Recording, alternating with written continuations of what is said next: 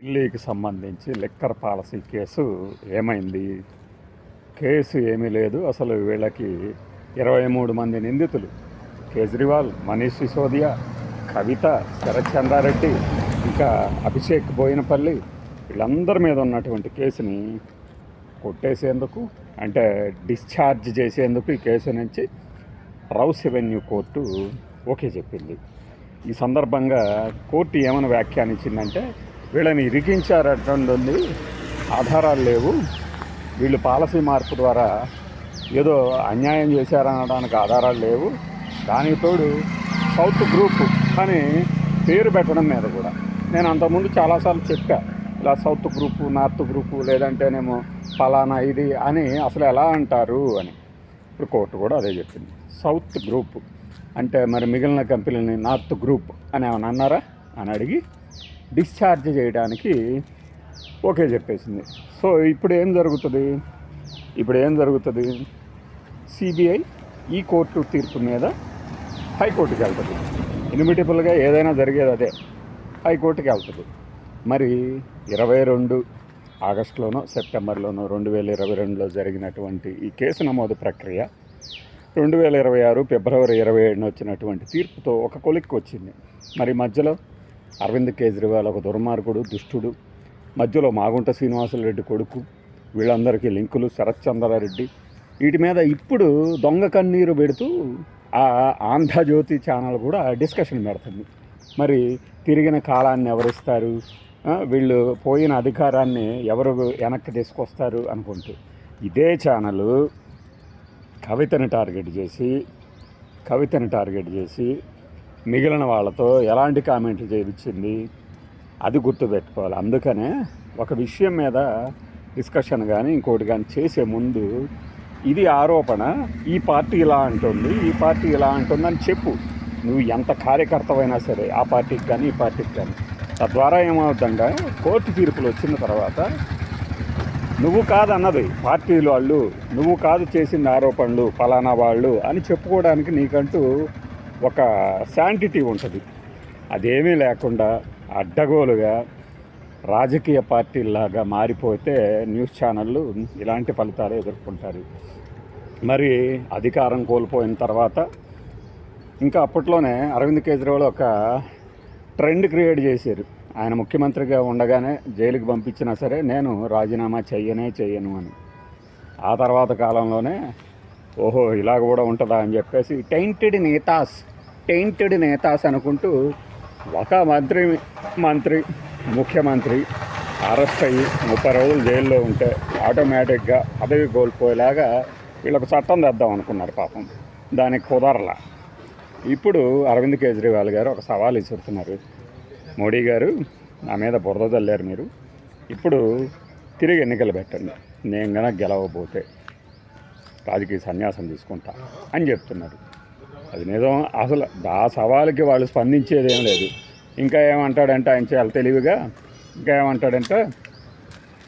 మీరు ఆల్రెడీ జనం మీకు సన్యాసం ఇచ్చేసారు, కొత్తగా ఇచ్చేదేంటి అంటాడు. అంతే సింపుల్గా. బట్ ఈడీని, సిబిఐని ఉసిగొలిపి అక్కడ ఏదో జరిగిపోయింది అని చెప్పి, ఇక్కడ జరిగిందా జరగలేదా కోర్టు చూసుకుంటుంది. మళ్ళీ చెప్పి నానా హడావిడి చేసి మాట్లాడిన బీజేపీ లీడర్లు కానీ ఇంకో పార్టీ లీడర్లు కానీ ఇప్పుడు సమాధానం చెప్పాలి. ఆ రోజు ఆరోపించారు కదా, ఇప్పుడు ఏం చెబుతారు?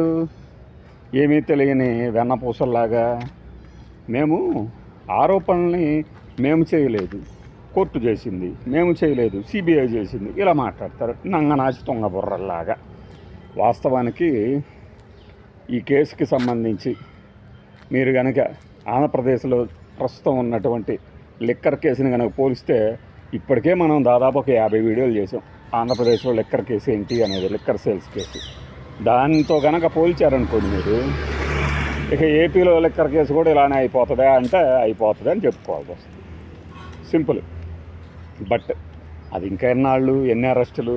ముప్పిడి అవినాష్ దొరికాడు కాబట్టి కసిరెడ్డికి బెయిల్ వస్తుందా, లేకపోతే ఇంకొకళ్ళకి వస్తుందా, ఇవన్నీ పక్కన పెడితే ఢిల్లీలో మాత్రం ఈ రోజున అరవింద్ కేజ్రీవాల్ గారు ఒక సవాల్ ఇసిరారు. దానికి మోడీ గారు కానీ అమిత్ షా గారు కానీ ఏమని స్పందిస్తారో చూడాలి.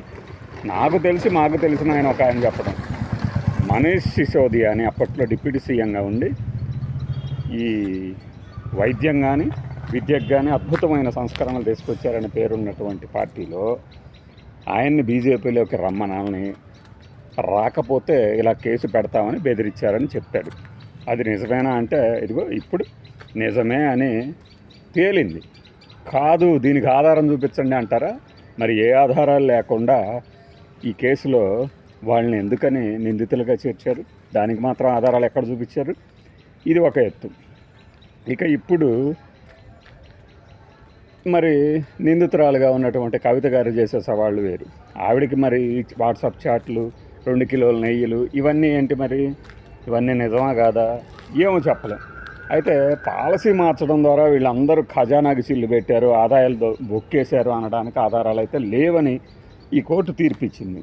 మరి హైకోర్టులో ఒకవేళ మళ్ళీ కోర్టులో కేసులు కొట్టివేయవద్దు అన్నారనుకోండి, జనంలోకి వెళ్ళదు. ఒక్క కేసు ఒక కోర్టు కొట్టేసింది, వీళ్ళు ఆధారాలు లేవు, వీళ్ళు నిర్దోషులు అన్నారనుకోండి, అదే జనం పరిగణిస్తారు. దాని మీద ఇక బురద పూయటానికి కొత్తగా ఏం లేదు. ఎందుకంటే ఆల్రెడీ పూయాల్సినంత బురద పూసేశారు.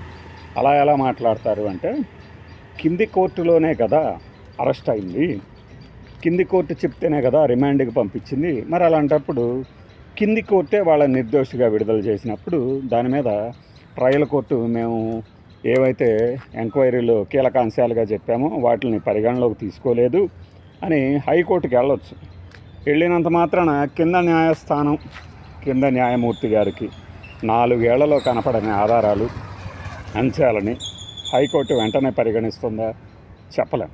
దీని మీద అఫిడవిట్లు దాఖలు చేయమని, మరో రకంగా ఎంక్వైరీ చేయమని, ఇలాంటి వాదనలకైతే కావాల్సినంత ఆస్కారం ఉంటుంది. రాబోయే రోజుల్లో అదే జరుగుతుంది. బట్ ఈ రోజున కేజ్రీవాల్ మీద 4 ఏళ్ల తర్వాత పడిన ముద్ర ఈ కోర్టు తీర్పు ద్వారా తొలగిపోయింది.